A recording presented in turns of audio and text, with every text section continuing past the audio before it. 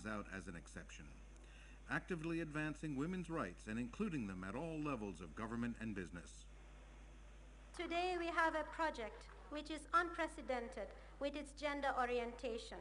The contractor, a woman, myself, the consultant and engineer, a woman, Mary Senghor, and the lawyer who negotiated this contract, a woman, Miss Ida Drame. The sky is the limit for women in the Gambia. They are recognized for their significant contributions to the success of the Gambian economy, an economy based on quality. We took first in Guinness quality. We are first in Africa. Everybody is proud. A small place like Julbrook taking first in Africa. It's a big proud. Pride is no stranger to the skilled and motivated Gambian workforce. They know their job. They are honest and trustworthy.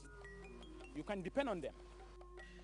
Gambians understand that it's a competitive world. You have to make sure that you are always a step ahead of the competitor. Otherwise, investors have choice.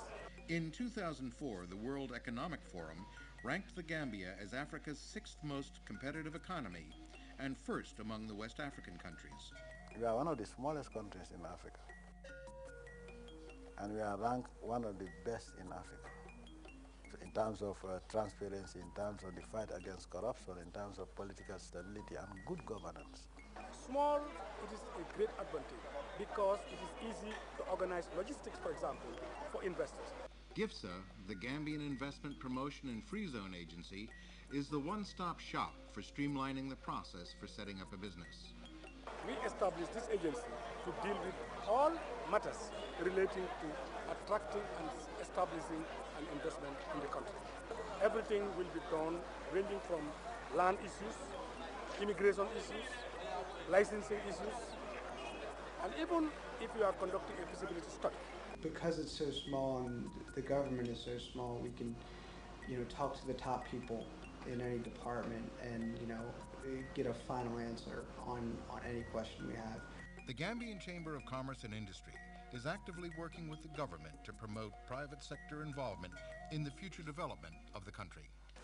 In the last 3 years, we have heavily invested in the Gambia and have modernized all our banking premises and also the processing systems to world standards.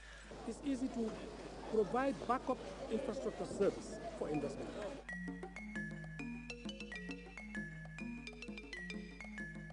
Communications technology and highways are bringing even remote corners of the Gambia within reach of the world. The infrastructure all around here is growing. It's grown in the Gambia, it's grown in Senegal. They're building roads all the way through Senegal. This particular road is going to go all the way up to Gibraltar. 03, clear to land runway. Daily flights touch down on new runways at the Banjul International Airport.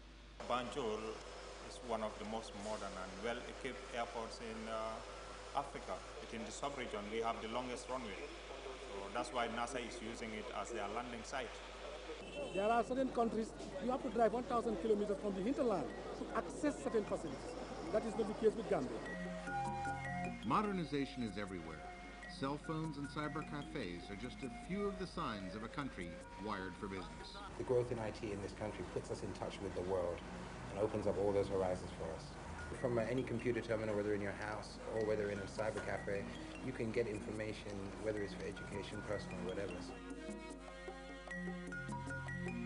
From vocational skills to healthcare, education, and farming, NGO involvement in developing the country is invaluable.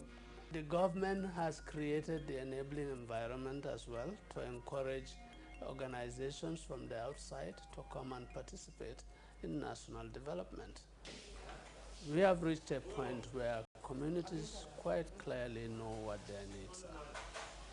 Okay, so the shift is about the communities taking a central role in articulating their own needs and taking center stage in addressing those needs. You can have resources, you can have natural resources in abundance, but if you don't have a committed leadership and a dedicated people, you cannot get anywhere. This, I think, is our greatest strength.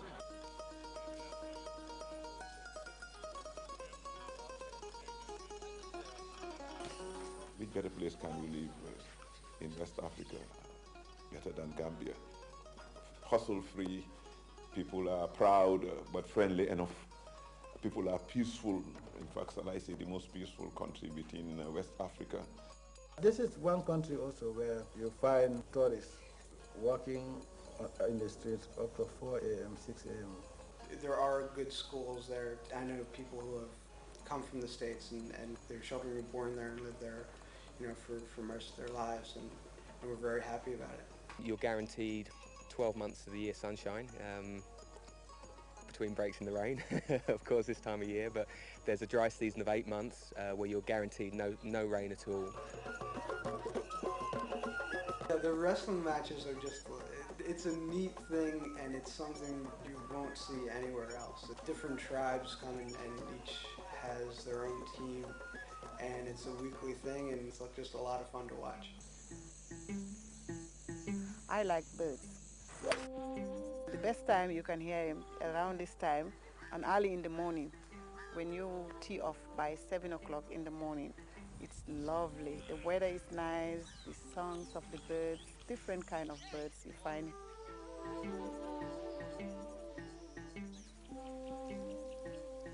Normally you see like these huge lizards, and normally in England you don't like really see any lizards, so. And monkeys as well, you see them in zoos, not like in their like natural habitat really. There's bars, there's restaurants, there's casinos, there's the beach, you know, there's kind of the local nightlife, and it's just a lot of fun being there.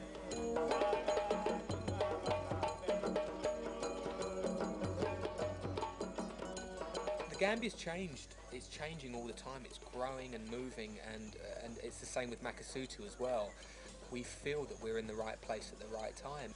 If governments, if the World Bank, if all these people are doing something for the infrastructure of this region, then I'm willing to be part of it. They don't pump in their money because government wants them to.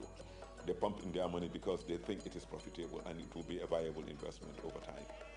And if we, as a very poor African country, as the smallest country, one of the smallest countries in Africa, if we can achieve what we've achieved in 10 years, imagine what the next 10 years could be.